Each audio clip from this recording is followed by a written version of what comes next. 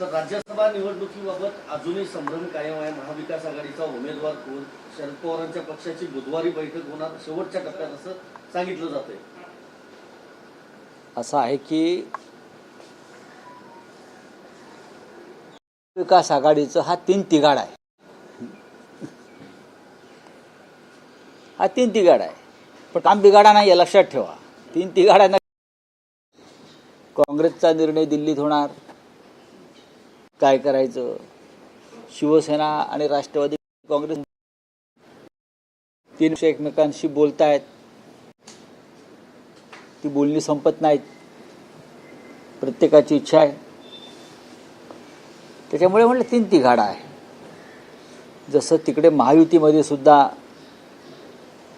तीन चाकी रिक्षा आहे.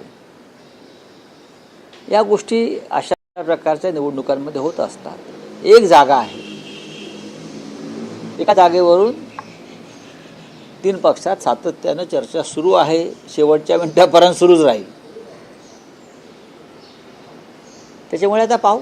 इच्छुकांची संख्या वाढतीये, इच्छुकांची संख्या वाढत जाते, यादी मोठी होत जाते आणि जसे दिवस वाढतायत, जवळ येते, अर्ज भरायची वेळ आणखी वाढत जात आहे.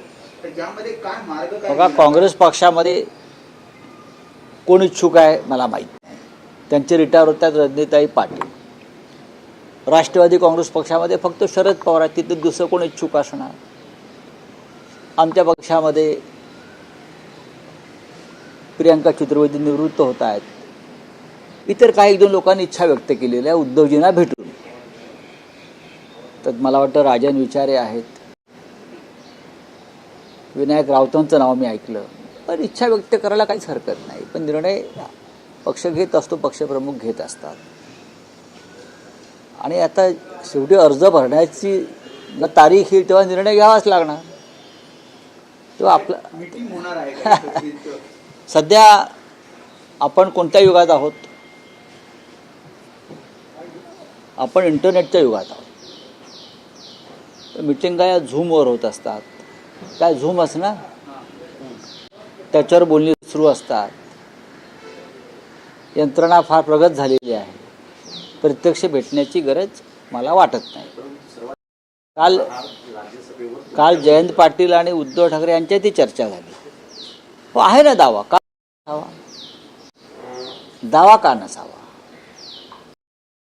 प्रत्येक दावा सांगतच असतो, कारण प्रत्येक पक्षाचा सदस्य निवृत्त झालेला आहे आणि राज्यसभेमध्ये आपला असावा हे प्रत्येकाला वाटतं.